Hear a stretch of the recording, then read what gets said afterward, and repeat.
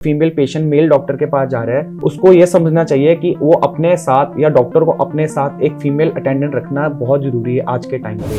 Breast cancer आपको family history से ही आगे स्प्रेड होता है। आज के टाइम पे जैसे मॉडर्न डेज आए हैं, अभी मशीन्स की क्वालिटी और रेडिएशंस बहुत कम हो गई हैं। अपना लाइफस्टाइल डिस्कस करना चाहिए, अकॉर्डिंग लाइफस्टाइल चेंज होगा तो आगे हम ब्रेस्ट कैंसर को रोक सकते हैं। अगर ये लेट हो जाता है, ये अपने बोन्स और अपने लंग्स में इसके सेल्स होते हैं वो चले जाते हैं, then it should not be curable.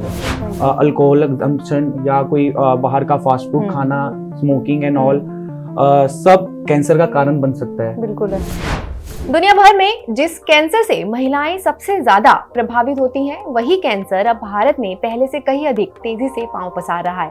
भारतीय महिलाएं, खासतौर से 20 से 40 साल की युवा महिलाओं में स्तन कैंसर की घटनाएं बढ़ रही हैं।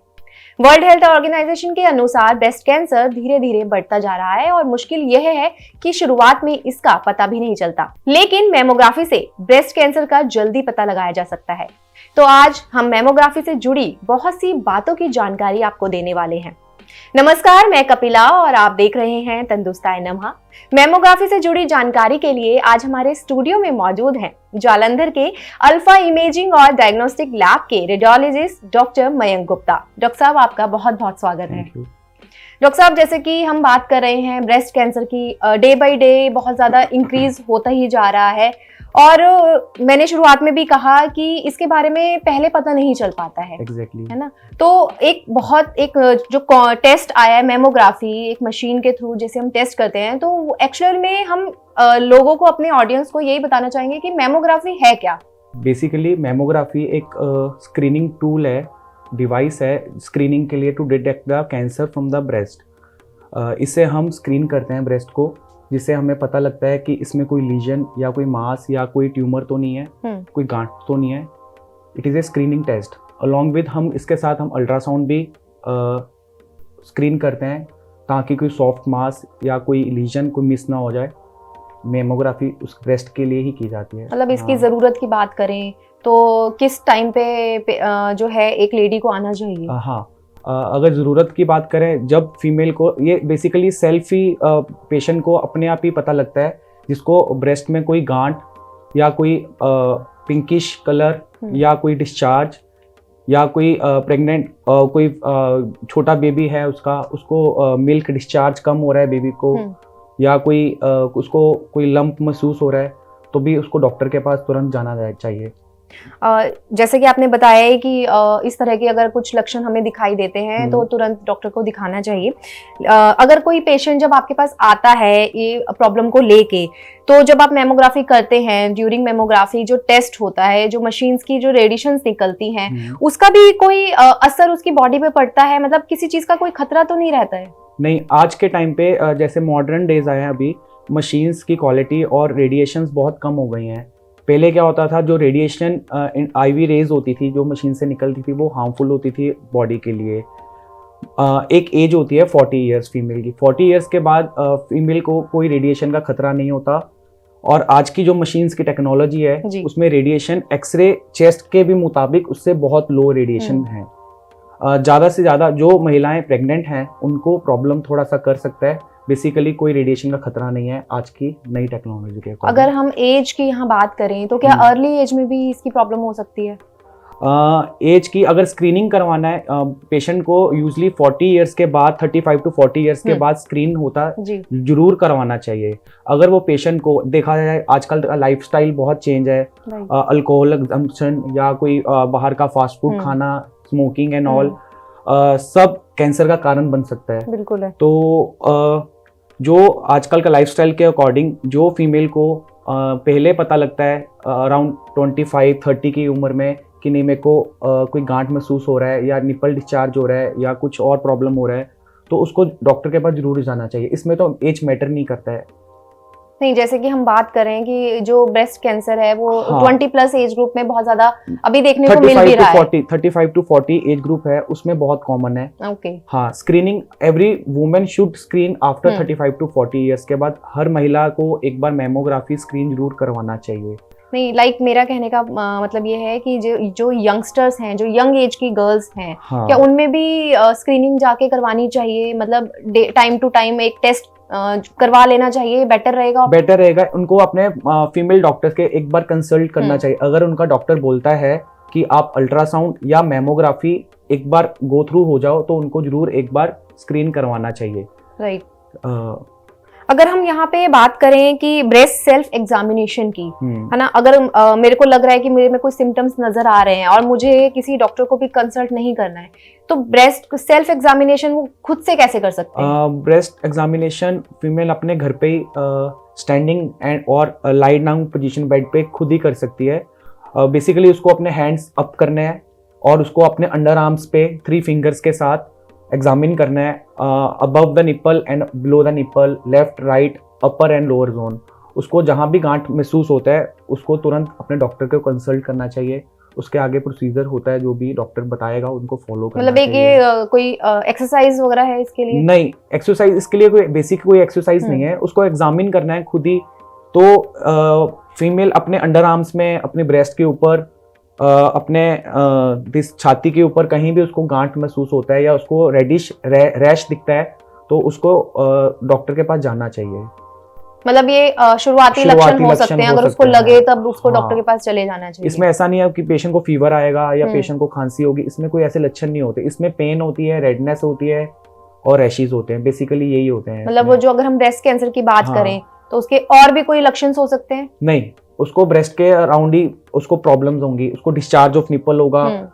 अगर फीडिंग ब्रेस्ट फीडिंग है बेबी को, उसको ब्रेस्ट बहुत मिल्क बहुत कम आएगा, बहुत कम मात्रा में डिस्चार्ज होगा, या उसको रेडनेस निपल के अराउंड इचनेस हो जाएगी, या उसको कोई लंप या कोई उसको ऐसा गांठ महसूस होगी जो घूमने वाली होगी। तो ये सब लक्षण है इसके मेमोग्राफी के ब्रेस्ट के। डॉक्टर साहब, अगर हम बात करें मेमोग्राफी टेस्ट के बारे में, तो अगर कोई महिला टेस्ट करवाने आती है तो उस दौरान मतलब टेस्ट किस तरीके से वो किया जाता है प्रॉपर, अगर हमारे व्यूअर्स को बताया जाए, क्योंकि महिलाएं डरती हैं और अवेयर भी नहीं है, और बहुत सारी ऐसी फैमिलीज भी हैं जो इस चीज से अवेयर नहीं है। तो अवेयर करने के लिए उन्हें किस तरीके से हम बता पाएंगे कि हाँ भाई ये टेस्ट मेमोग्राफी के थ्रू कराना बहुत जरूरी है? देखो, मैंने पहले भी बोला ये एक एक्सरे गाइडेड प्रोसीजर है। जैसे एक्सरे में तो फिर भी रेडिएशन एक्सरे चेस्ट में तो होती हैं, इसमें मेमोग्राफी में रेडिएशन का एक्सपोजर बहुत ही कम मात्रा में होता है आज के टाइम पे। हाँ, जैसे हमारे पास अल्फा में डिजिटल मेमोग्राफी, उसमें एक्सपोजर की बात की है, एक बहुत ही कम मात्रा में एक्सपोजर पेशेंट को दिया जाता है। और उसके बाद वो पेशेंट मेमोग्राफी में उसको कहीं भी मेमोग्राफी हम जब करते हैं ना, उसके अंदर उसको कोई भी वाइट कलर का या ब्लैक कलर का लीजन दिखता है, उसको हम अल्ट्रासाउंड में तुरंत स्क्रीन करते हैं। स्क्रीन करने के बाद क्या करते हैं, अगर वो लीजन या कोई गांठ बहुत बड़ी है, अप्रोचेबल है, हम सुई डाल के उसको हम FNAC कर सकते हैं। हम उसकी टेस्टिंग के लिए आगे फर्दर प्रोसीड करते हैं। जो महिलाएं हैं उनके मन में ये भी डर रहता है ना कि अगर हम एक स्कैनिंग सेंटर जा रहे हैं मेमोग्राफी के लिए, तो वहां पे मेल पर्सन होगा, तो कई बार वो इस डर से भी नहीं जाती हैं कि मेल पर्सन स्क्रीनिंग करेगा। तो क्या इसके लिए हम उन्हें कैसे कह सकते हैं कि मतलब फीमेल एक आपका वहां पे जो है टीममेट होता है, या सिर्फ मेल ही पर्सन वो चीज करेगा? नहीं, ब्रेस्ट एग्जामिनेशन में ब्रेस्ट जो एग्जामिन की भी जाती है हमारे सेंटर में, फीमेल को फीमेल ही, अटेंडेंट को फीमेल ही मिलेगा। कभी भी ऐसा नहीं होता कि मैं जाके उसको ब्रेस्ट एग्जामिन कर लूं, ऐसा कभी कोई भी डॉक्टर, मेल डॉक्टर फीमेल को टच नहीं करेगा। ठीक है, always there be female should be there, और फीमेल एग्जामिन करती है। कोई फैमिली मेंबर भी साथ में होता है? हाँ, फैमिली मेंबर भी होता है। एक फैमिली मेंबर हम अलाउ करते हैं इनसाइड दिस प्रोसीजर रूम, और सब फीमेल के सामने होता है। क्योंकि ये एक बहुत बड़ा मिथ भी है लेडीज के लिए मन में कि अगर हम जाएंगे वहां पे ऐसे हो जाएगा, इस तरीके से स्क्रीनिंग होगी, क्योंकि आजकल फ्रॉड भी बहुत ज्यादा होता है। हाँ। तो ये डर जो है उनके मन से अगर हमें निकालना हो तो उस चीज के लिए एक अवेयरनेस बहुत जरूरी है। पहले तो पेशेंट को समझना चाहिए कि आप कोई भी सेंटर या कोई भी डॉक्टर के पास जा रहे हो, मेल डॉक्टर है, आप फीमेल पेशेंट मेल डॉक्टर के पास जा रहे हैं, उसको ये समझना चाहिए कि वो अपने साथ, या डॉक्टर को अपने साथ एक फीमेल अटेंडेंट रखना बहुत जरूरी है आज के टाइम पे। नहीं तो वही आपके वाली बात की वही बहुत ही फ्रॉडबाजी होती है। हाँ, exactly. तो female should be there for this screening. और भी टेस्ट हैं फीमेल के, प्रेगनेंसी के टेस्ट भी होते हैं, उसके लिए भी हम फीमेल हमेशा अपने साथ रखते हैं। तो फीमेल को हम टच नहीं कर सकते। एग्जैक्टली हाँ। अगर हम यहाँ ब्रेस्ट कैंसर की बात करें, मतलब वो तो हम कर ही रहे हैं शुरुआत से ही, तो उसके लिए अगर हमें बचाव की बात करें कि हो ही ना, तो हमें क्या प्रिकॉशंस लेने की जरूरत पड़ेगी? बेसिकली प्रिकॉशंस, हमें अपना लाइफस्टाइल सुधारना चाहिए आज के टाइम पे। बेसिकली ब्रेस्ट कैंसर कहाँ से होता है? ब्रेस्ट कैंसर आपको फैमिली हिस्ट्री से ही आगे स्प्रेड होता है।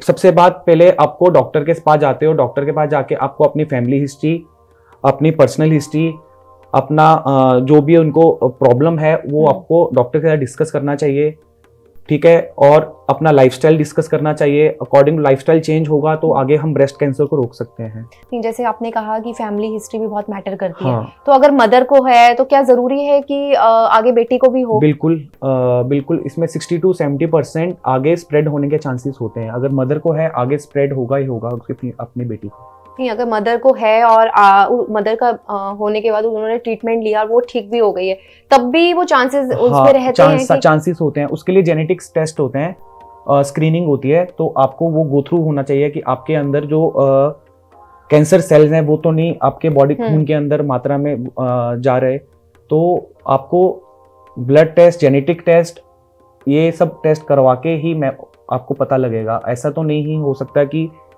आपके मदर को है कि आगे फीमेल उसके डॉटर को नहीं होगा।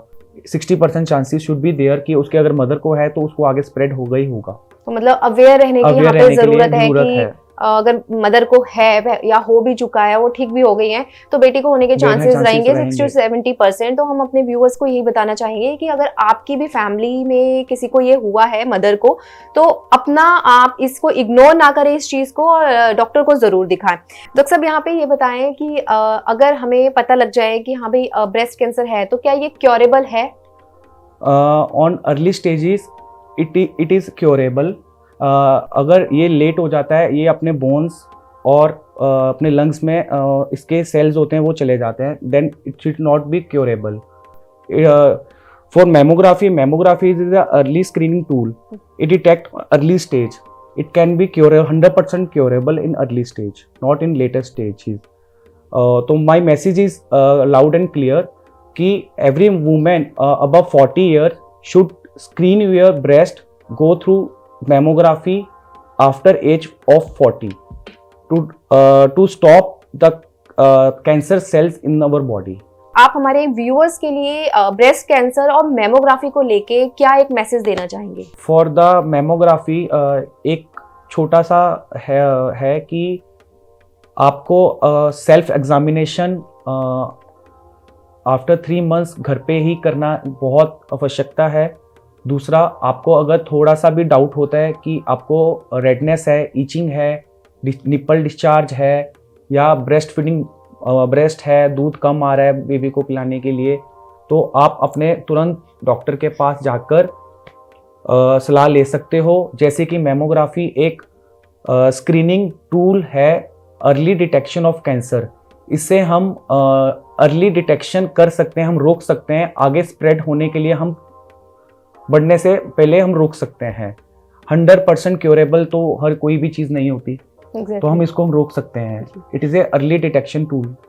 तो डॉक्टर साहब, आप हमसे बात करने के लिए बहुत बहुत शुक्रिया। Thank you. तो ये थे हमारे साथ डॉक्टर मयंक गुप्ता, और इन्होंने मेमोग्राफी और ब्रेस्ट कैंसर को लेके काफ़ी बातें बताई। उम्मीद करती हूँ कि आपको ये जो उनके द्वारा बातें बताई गई हैं पसंद आई होंगी, और अगर आपको हमारा ये एपिसोड पसंद आया तो इसे जल्द से जल्द आगे शेयर ज़रूर करें। और ब्रेस्ट कैंसर से रिलेटेड अगर आप कोई भी जानकारी लेना चाहते हैं तो आप डॉक्टर मयंक गुप्ता को कंसल्ट कर सकते हैं। इस तरह के और भी वीडियोज़ के लिए आप बने रह सकते हैं तंदुरुस्ताए नमः पे। नमस्कार।